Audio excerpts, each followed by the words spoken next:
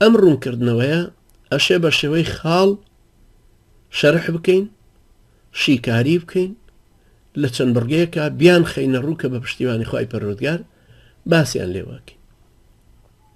ئێستا دێمە سەر بڕگەی یەکەم. بڕگەی یەکەم مرۆڤ بۆ خواپەرستی خەلق بووە.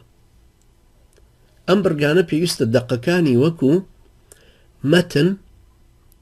وەکو مەتنی عیلمێکی شەرعی لەبەر بکەین بۆی دوایی لەبەرمان بێ و ئیمتیحانیان تیا بدەین. بڕگەی یەکەم مرۆڤ بۆ خواپەرستی خەلق بووە. خوای گەورە فەرمێ وەما خەلەقت الجن والئینس إلا ليعبدون، یعنی جنۆکە و مرۆڤم بۆیە دروست کردووە تا خواپەرستیم بکەن.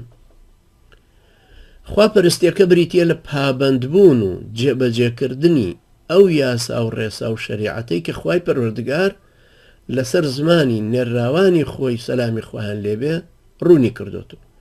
هیچ گەل و میلەتێکیش نییە نێراوی خوای گەورەی بۆ نەچوو بێ.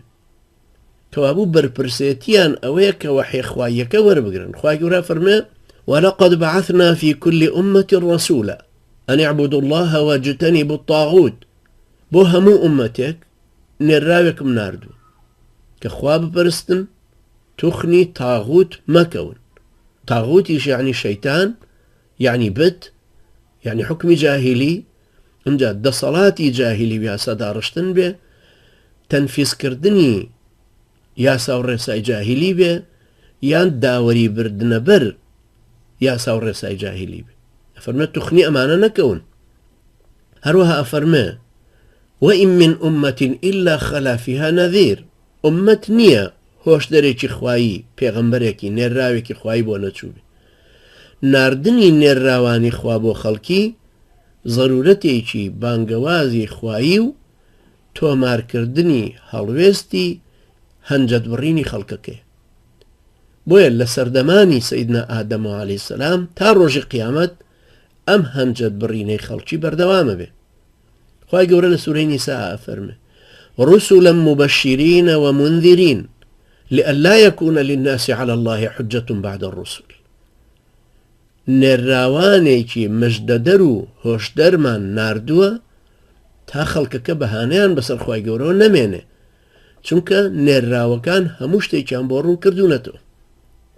هەموو پێغەمبەرێک بۆ قەومە تایبەتەکەی خۆی هاتووە. سەرەتا ئەو قەومەی خۆی بۆ دینەکە بانگهێش دەکا کە لە هەمان زەمانە لەگەڵیانە ئەژی. پاشان ئەوانەی سوورن لەسەر وەرگرتنی ڕێبازی خواویستی و لێی تێگەیشتون و پێوەی پابەندە بن، پەیامەکە بەنەوەکانی دواتر ئەگەێنن. وەکو خوای گەورە فەرمێ وما كان ربك مهلك القرى حتى يبعث في أمها رسولا يتلو عليهم آياتنا. يعني ناممکینە خوای پەروەردگارت فەوتێنەری ناوچەیەک بێ پێش ئەوەی نێراوێکیان بۆ بنێرێ. خۆ ئەبێ نێراوێک پەیامی خوایان پێ بگەێنێ، ئاەتەکانی خوای گەورەیان نیشان بدە. دوای کۆچی دوایی کردنی پێغەمبەرەکان سەلامی خوایان لێبێ، دوای مردنیان، شوێن کەوتوانیان بانگەوازەکەیان وەکو ڕاستپاردەی دین بە خەڵکەکە ئەگەیاندەوە تا هەنجەتیان بەسەر خوای پەروەردگارەوە نەمێنێ. بۆیە پێغەمبەری نازاریش عەلەیهی سەڵات وسەلام لە ڕیوایەتی بوخاریە کە لە فەتح الباریە ژمارە 104 ئەفەرمێ وەلیوبەلغ الشاهد الغائب. ئەو کەسەتان کە لێرە ئامادەیە بیگەێنێتەوە بەو کەسەی کە لێرە نییە. هەروەها ئەی فەرموو بەلغوا عنی وەلەو ئایە، وەکو لە بوخاریە ژمارە 3274 واتە لە منەوە بیگەێننەوە با ئایەتێکیش بێ. لەبەر ئەمەشە کە ئەی فەرموو إن العلماء ورثة الأنبياء.